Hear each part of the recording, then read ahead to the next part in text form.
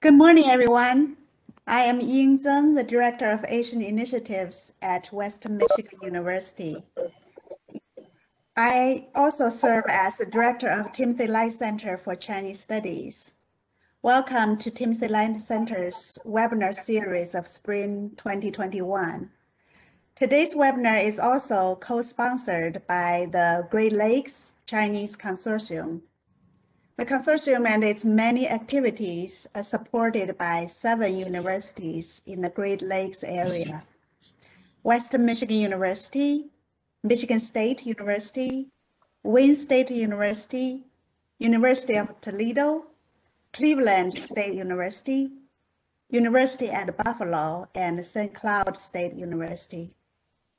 Today, we're honored to welcome our guest speaker, Dr. Stephen Sangren, who's a distinguished professor of Chinese Studies and Anthropology at Cornell University. I would like to invite Dr. Ming Li, our Dean of College of Education and Human Development, to introduce Dr. Sangren to us. Li老师请. Good morning. Again, we're honored to have Dr. Stephen Sangren, the Hushi Distinguished Professor Emeritus of Chinese Studies and Anthropology at Cornell University, as our guest speaker today. Dr. Sangren is personally connected with WMU, as you can tell from his last name. He's the grandson of our university's second president, Dr. Paul Sangren. The Sangren Hall, where our college, the College of Education and Human Development is located, is named after his grandfather. Professor Sangren received his BA from Princeton University, and after 3 years service in the United States Navy, his Ph.D. from Stanford University. His work focuses on Chinese culture and society, especially gender, religion, and mythic narrative, drawing inspiration from Marxian and psychoanalytic traditions. He aspired to understand how culture accommodates desire. He authored a number of books, including History and Magical Power in a Chinese Community and Chinese Sociologics. His latest book, Filial Obsessions, Chinese Patriliny and Its Discontents, is an analysis and critique of Chinese patriliny and gender ideology. The topic of Dr. Sangren's talk today is Nezha, and Miaoshan, myth, desire, and Chinese patriliny. Let me share the abstract of today's presentation with you. The stories of Nezha, a rebellious son, and Miaoshan, a filial daughter, invite a wide consideration of the Chinese patriliny as a mode of production of desire. Such story amplifies a genre of Chinese hagiography that, taken together, constitute an important culturally specific medium of speculation upon the nature and production of personhood and gender identity. They also implicate a variety of cultural and methodological issues surrounding the interpretation of myth, ancestor worship, gender identity, gender ideology, and the psychological complexity of filial sentiments.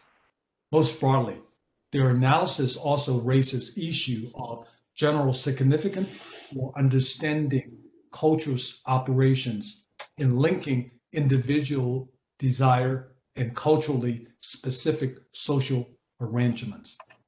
It is desire best understood as a cultural construct or as a human universal. Without further ado, let me welcome Dr. Sangren to start his presentation. Dr. Sangren. Thank you very much for that nice introduction. I begin by thanking Director Yin Zheng and the Timothy Light Center for Chinese Studies for arranging this talk and providing me this opportunity to introduce some of my work. I'm especially pleased to speak at Western Michigan University, albeit remotely, because I was born in Kalamazoo, as was my father, and as you just heard, my grandfather was president here when I was very young. I should also mention that this is my first online lecture. I retired just before the whole... All falling down. How do you feel all? All. I don't know how to say all. Something just happened. Am I? Yes, I think we just need a friendly reminder for everyone to turn off your microphone during the presentation. Thank you. Shall I continue? Yes, please. Now we're fine. Okay. So anyway, I'm not very experienced at giving online lectures. I hope you'll forgive me. I've decided to read this, although that may not be the most desirable format, but in order to be sure that I come in within the proper time limits and cover all the topics, I think I will read. To give you a bit of an overview, this morning I will be telling you a couple of stories about a Chinese son and a Chinese daughter. The first slide here I'm going to show you is a painting that I actually commissioned in Taiwan of a famous mythical character who's also worshipped widely in Chinese popular culture and religion, Nezha. I will come back to speak a bit more about him. He's best known as a rebellious son, and the story that I'll be referring to is sort of his standard story from a Ming Dynasty epic called Fengshen Yan Yi, often translated as Investiture of the Gods. I will also be talking about another figure. I couldn't find a good slide for this, but this is the cover of a book about this figure, The Princess Miaoshan, from a book by Glenn Dudbridge. This was on the cover of his book. So I'll be telling you these stories. Miaoshan is also a story about a father-daughter relationship, and I'll be comparing the two stories. Here's an overview of what I plan to talk about. As you see, I will begin with an introduction. Then I will move on to discussion of some of the general themes, some more specifics about both Nezha and Miaoshan. And after a conclusion, I'll be happy to address any questions. These stories, especially Nezhas, are familiar to many Chinese people and appear in multiple adaptations, contexts, and media. I retell them because I think you will find them engaging stories, but also because I think they invite reflection upon distinctive elements of traditional Chinese family values and upon Chinese culture more broadly. In particular, both stories convey complexities in filial piety. Filial piety is, of course, a distinguishing value of fundamental prominence in Chinese consciousness. I have explored this topic in a number of rather densely academic publications, but in this lecture, I'm going to focus on what I hope to be more general and accessible main points. I should make explicit that my talk has an anthropological agenda, by which I mean that in addition to providing a lens into Chinese culture, my discussion of these stories also aims to draw attention to what I take to be commonalities of human experience, in other words, of relevance beyond China. I shall propose that understanding commonalities of human experience requires inquiry into cultural differences, but by the same token, that understanding cultural differences requires discerning commonalities. This assertion may seem to be self-evident, but is, in fact, less widely affirmed by my discipline, anthropology, than was the case in the past. These days, anthropology's overwhelming focus has been to emphasize cultural differences, understating, in my view, the importance of illuminating commonalities in human experience. So I'm going to shift now to a topic, filial piety, and discuss its relevance as China's arguably distinguishing value. Filial piety is a quality or value widely supposed both by Chinese and by observers of China to distinguish China, to mark its cultural uniqueness. Nonetheless, I shall argue that filial piety in social context also entails complexities linked to commonalities of human experience. First, however, I'll say a bit more about filial piety. As most of you are aware, in Chinese tradition, filial piety plays a central role both in a massive philosophical tradition and in popular culture. Broadly speaking, filial piety indicates an imperative to subordinate one's desires to those of one's parents, a commitment sometimes framed as a moral debt that outweighs all others. More specifically, filial piety, filial obligation entails caring for and obeying one's parents, providing them descendants, and worshiping their spirits in the afterlife. From a native point of view, this emphasis on filial piety is not only culturally distinctive, but also defines Chinese civilization as uniquely humane, even superior. A loose analogy in American culture might be something like democratic individualism, and linked to it freedom, qualities that many Americans suppose to be not only culturally distinctive, but also to mark what is sometimes termed American exceptionalism.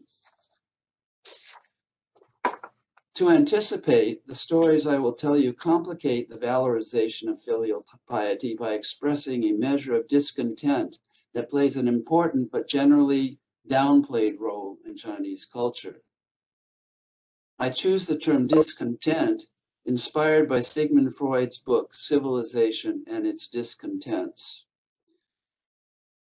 The crux of Freud's famous argument is that social life everywhere requires individuals to rein in egocentric impulses in the interest of cooperative social existence. This is what Freud means by civilization. Freud famously illustrates this point with respect to the incest taboo. That is, the proscription of sexual relations between close kin.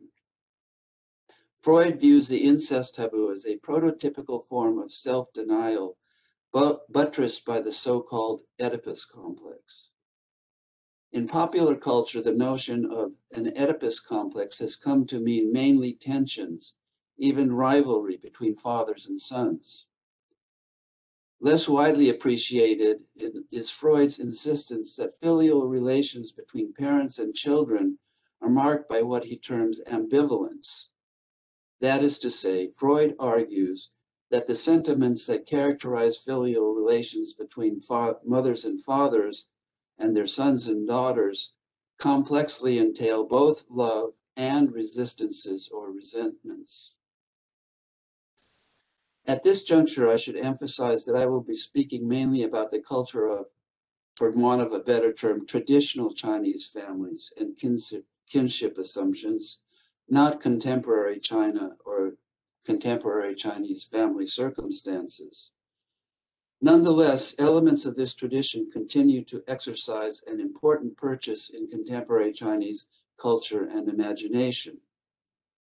I also emphasize that my point is not to diminish either filial piety or to undermine its centrality in Chinese tradition, but instead to show how some complexities associated with filial piety, as well as with Chinese patriliny, Confucianism, and ideas about gender, manifest not only cultural differences, but also provide a context that helps us perceive commonalities across cultures in, for want of a better term, the human condition.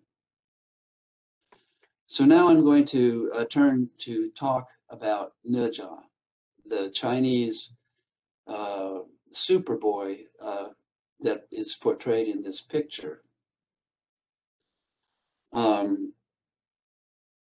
So I'll begin by summarizing Nezha's story. Nezha is important in a variety of popular cultural contexts, especially in popular religion and literature.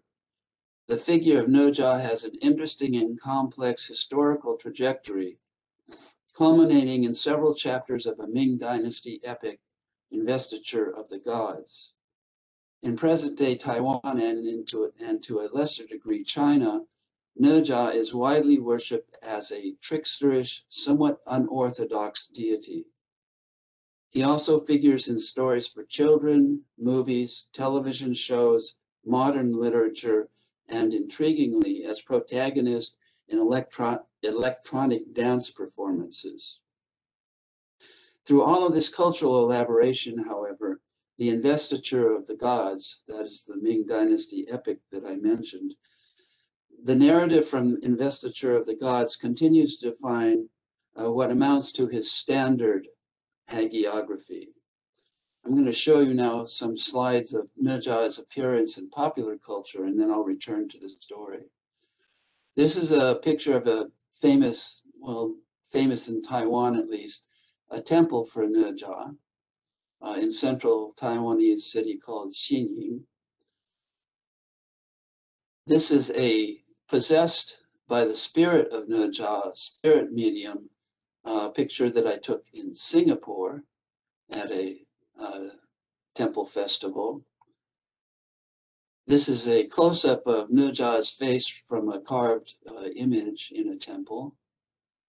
And here we have some sort of people dressed as giant puppets as part of a temple procession. And the one in front is Nezha, followed by his two brothers.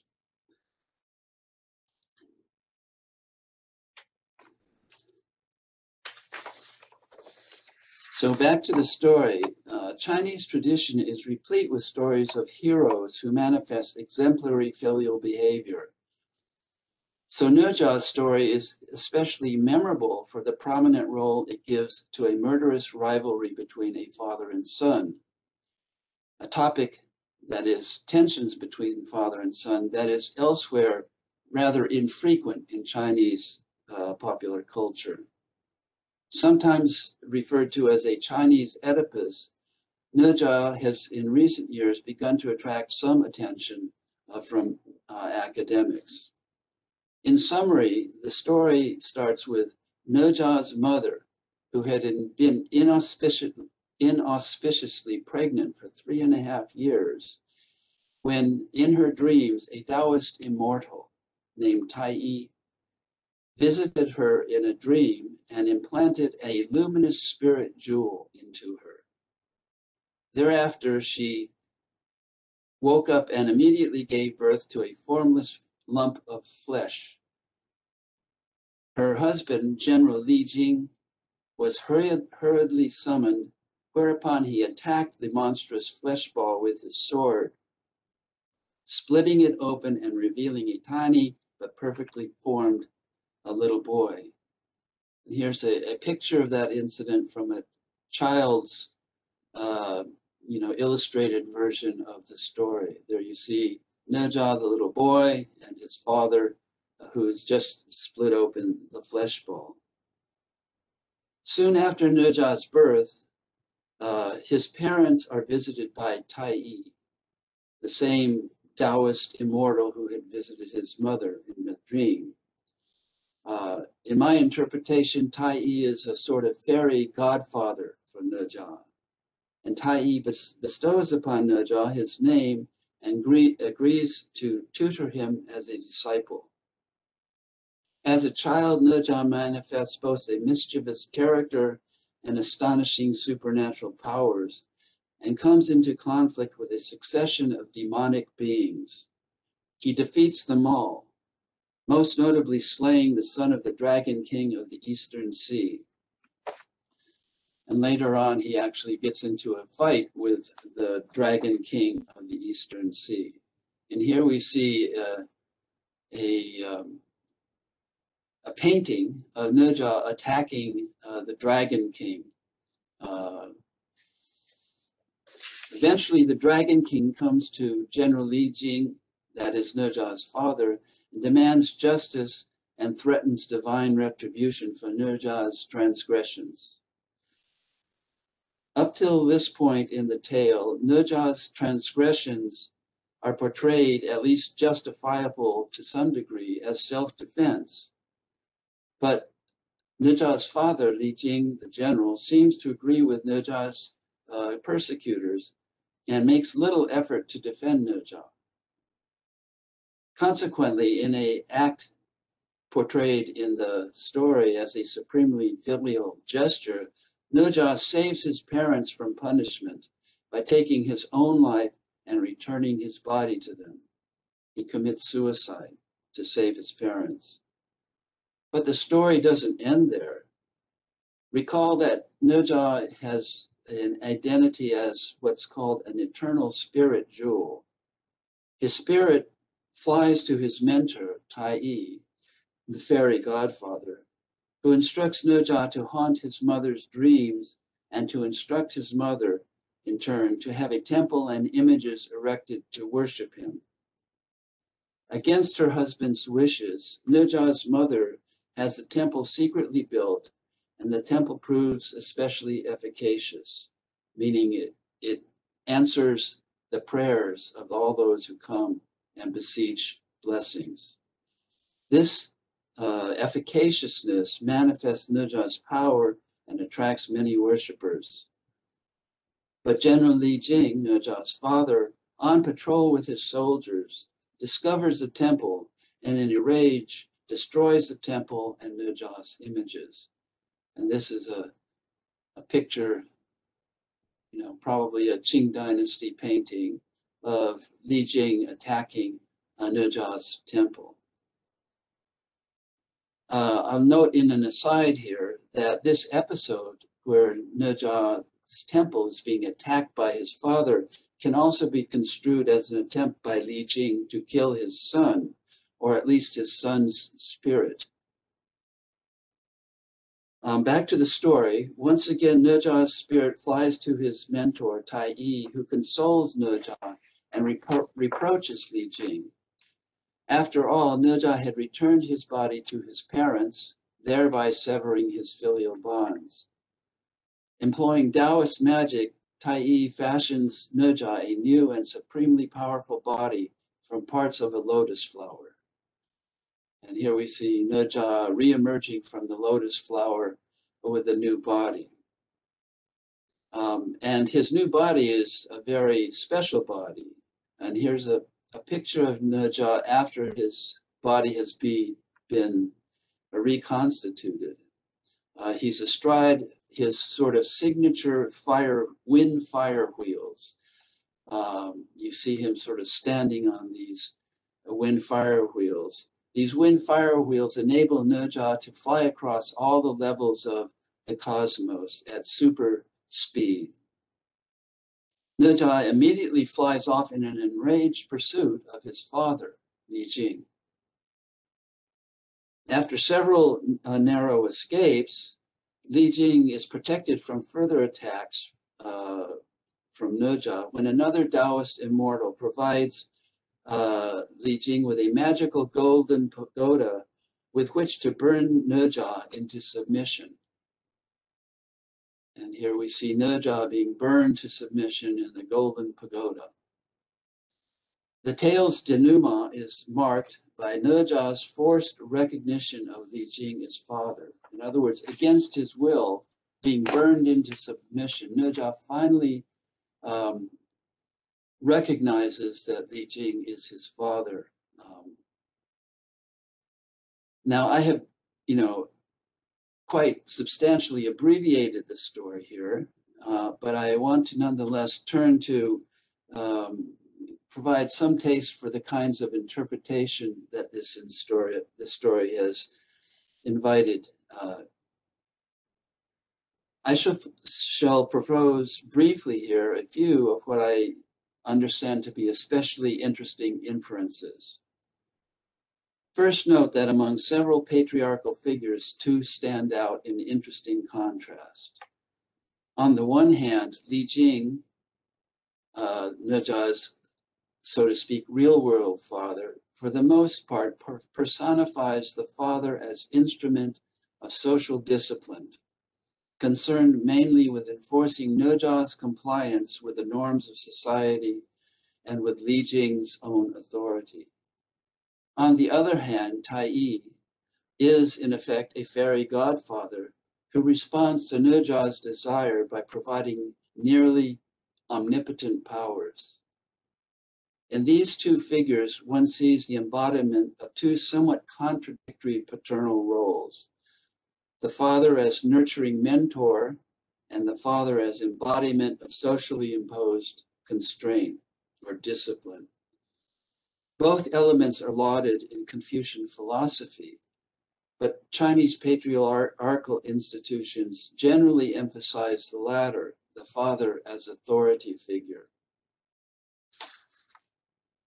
I suggest that in the figures of Li Jing and Tai Yi, one can discern a case of what psychoanalytic tradition glosses as splitting, a symbolic procedure common in folk tales and myth cross-culturally that registers the ambivalences children often feel toward parental figures. Ambivalences stemming from parents simultaneously nurturing as well as disciplining qualities. Again, to digress a bit, note as well that Li Jing's attack upon the flesh ball and subsequent destruction of Nezha's temple might also be construed to register some reciprocal ambivalences on the part of fathers towards sons. I suggest, in addition, that ambivalences of this sort are built into socialization and indeed into intimate social relations cross-culturally. In other words, this is not only in China that one finds ambivalences in filial relationships. Parents and caregivers both nurture and constrain in the name of society and social conventions almost everywhere.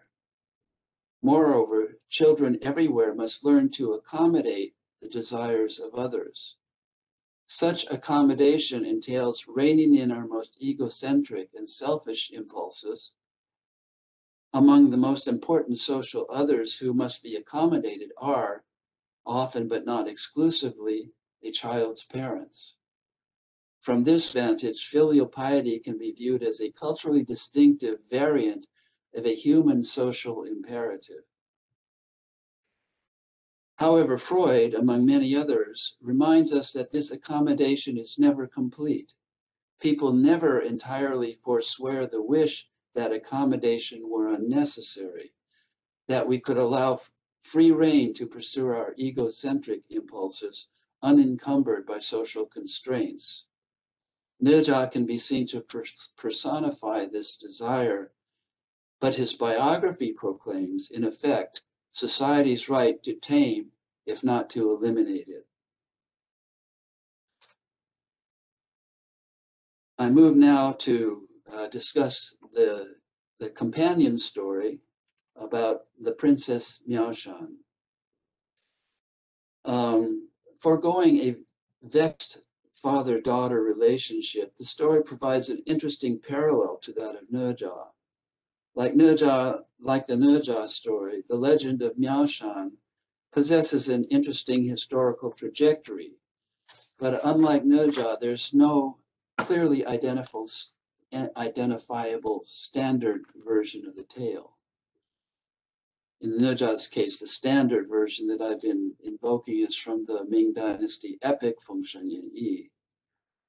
In what follows, I condense what strike me as some of the most telling episodes from some of these versions of the Miaoshan Gongzhu story. Regrettably, I don't have slides of many of the tale's episodes, but I'll have some other slides relevant to the discussion subsequently. I should also note from the start that all versions identify Miaoshan, the princess, as an incarnation of the deity Guanyin. Guanyin, as many of you know, is often described as a Chinese goddess of mercy and is almost certainly the most widely and fervently venerated deity of Chinese popular religion. So before summarizing the legend of Miaoshan, I will say a bit more about Guanyin. Guanyin is the Chinese name of an originally South Asian Buddhist bodhisattva, Avalokiteshvara. In Sanskritic traditions, Guanyin is not identified as female, but most literate Chinese Buddhists are aware that Guanyin's great tradition identity stems from Indic origins. Nonetheless, in Chinese popular religion, Guanyin is generally approached as what amounts to, I would term, a mother goddess, a divinity whose very name, Guanyin, being who perceives the sound of suffering souls, links mercy to motherhood. Scholars of Chinese Buddhism have long speculated as to how Guanyin became so unambiguously female in China. One prominent theory, and this is where the legend of Miaoshan comes in, is that about 1,000 years ago, this story that I'm about to tell you played an important role in the transformation of Guanyin into a female divinity. So now to the story. Long ago, in a distant kingdom, King Miaozhuang and his wife, parents of 2 daughters, hoped for a son. Instead, the queen gave birth to a 3rd daughter, Miaoshan.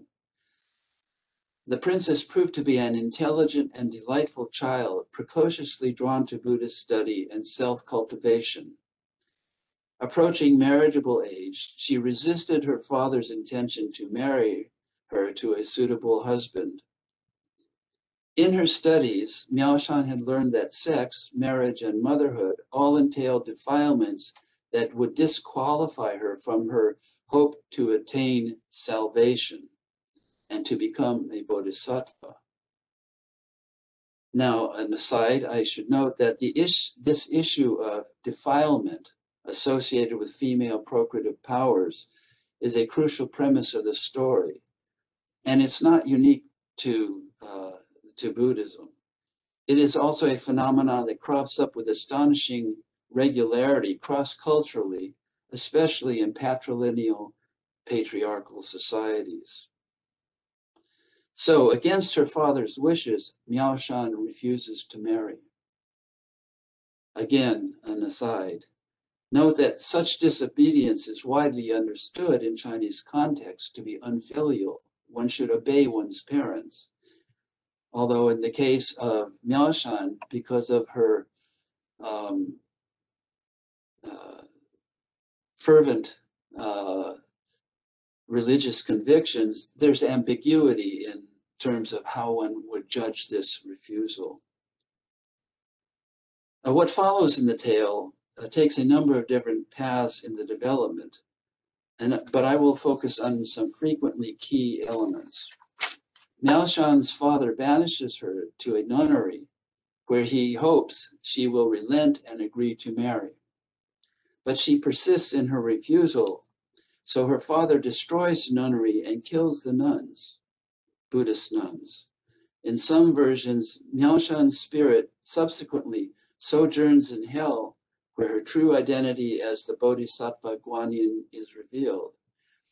In others, a tiger spirits Miaoshan away to the mountains, from which she then visits hell. So this picture is one I can't remember where I found it, but it portrays Miaoshan being borne away into the mountains by a tiger. Here we have a painting from a depiction of hell, the Chinese hell, the place where the spirits of sinners are being punished for their sins. And in the upper left corner, we see Miaoshan appearing.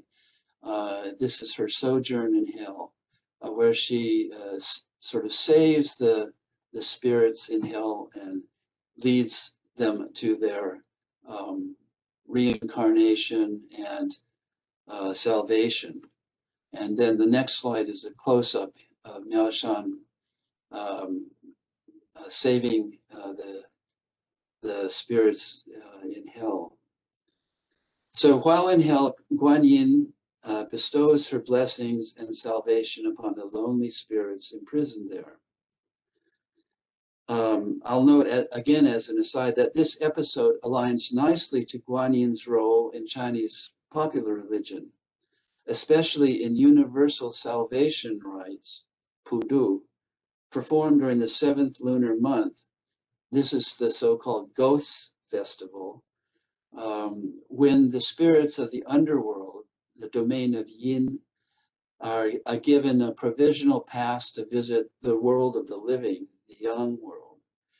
And during this period, at many temples, there are sacrifices and feasts provided for these visiting problematic spirits. During this period, a transformation of Guanyin is invoked to keep these spirits from causing trouble. And the next slide is a picture here where I conducted most of my research and fieldwork as a fieldworking anthropologist in Taiwan. This is in fact a demonic transformation of Guanyin. You can see at the top, sort of coming out of the head, is a little picture, a little image of Guanyin. This is made of paper and is enlivened through a Taoist ritual to guard the temple from the unruly spirits that have come to partake of the feast provided for them. And this is called Da Shi, the sort of demonic transformation of Guanyin. I note it here because of the interesting association of Guanyin and her visit to the underworld, where she bestows both blessings, but in this case, discipline upon the unruly dead. So back to the narrative. While Guanyin is saving the souls of the dead interned in hell, Miaoshan's father contracts a disfiguring and potentially fatal disease, a disease that can be cured only by a potion consisting of an arm and eye donated by someone whose heart is free from anger. Miaoshan's 2 sisters refuse this sacrifice. They are already married and have obligations to their husbands and children. So perhaps inevitably, it is Miaoshan who appears in disguise as a mendicant beggar who eventually saves her father. I should note also, as another sort of contextual aside, on the one hand, care of one's body gifted by one's parents and providing descendants is deemed an important filial obligation of all children. So children should not harm their bodies, because their bodies are the means by which they will provide descendants to worship their parents. But on the other hand, children mutilating their bodies in acts of supreme filial self-sacrifice is also a common trope in Chinese tradition. You hear stories, traditional stories of children cutting out flesh from their bodies to save their parents from starvation, for example. So back to the tale. After Miaoshan saves her father by sacrificing arm and eye for a potion to magically cure him of his illness, her father recognizes her and admits his sin. Miaoshan's body is magically and miraculously restored, but now possessed of 1,000 eyes and 1,000 arms. At the end of the story, father and daughter ascend together in broad daylight to heaven. So Miaoshan has now saved her father both in a material, physical sense and a spiritual sense. And this then story is at least arguably one of the bases for the 1,000-eye, 1,000-arm manifestation of the deity Guan Yin. So now I'll turn to some interpretive suggestions. Traditional patrilineal-patrilocal marriage in China typically obliges daughters to leave their natal homes and take up residence in their husband's natal homes. That is, if you're a young woman who gets married, typically the expectation is you will go live not only with your husband, but the two of you will reside in your husband's parents' household. More is at stake in this transference than residence, however. Chinese popular religion, encompassing ancestor worship, imagines that a soul's immortality can only be assured through worship and rites performed by descendants. One's salvation requires descendants, and in this regard, a woman's descendants belong to her husband's patriline, not to her own. Given these circumstances, little girls become aware at a young age that, unlike their brothers, they are destined to leave their natal families and, not incidentally, their native patrilines. Consequently, marriage in traditional terms, although euphemized as double happiness, is also recognized in popular culture to be fraught with ambivalence for brides. Indeed, brides are frequently referred to as new daughters-in-law, and the role of daughter-in-law is a famously difficult one. In some, this ambivalence with respect to marriage registers a sense of loss of one's natal home and its associated comforts, and manifests, for example, in marriage laments sung in parts of China by young women anticipating marriage. Much more might be said on this topic, but I raise it here to indicate some relevant cultural context. In other words, Miaoshan's resistance to marriage is understandable, if not condoned in Chinese context, for reasons that exceed Buddhist doctrine regarding the defilements associated with procreation. Indeed, the Miaoshan tale might be viewed as a fantasy in which a daughter's destiny to leave her natal family is somehow avoided. She ends up with her father, ascending to heaven together with him. And to push the point a bit further, it is a fantasy in which Miaoshan becomes more like a son. By refusing to marry, she in effect never leaves her natal family. And ascending to heaven together with her father, she assumes something like a son's role in ancestor worship by assuring her father's immortality. At this juncture, I would like to make explicit some similarities but also differences in the Nezha and Miaoshan stories. In effect, both are stories about coming of age, about acquiring appropriate socially defined identities. And both stories foreground how identity entails accommodating unwelcome social imperatives that entail subordination to patriarchal authority and more broadly to Chinese patrilineal. Moreover, both stories give expression to their protagonists' resistances to these imperatives.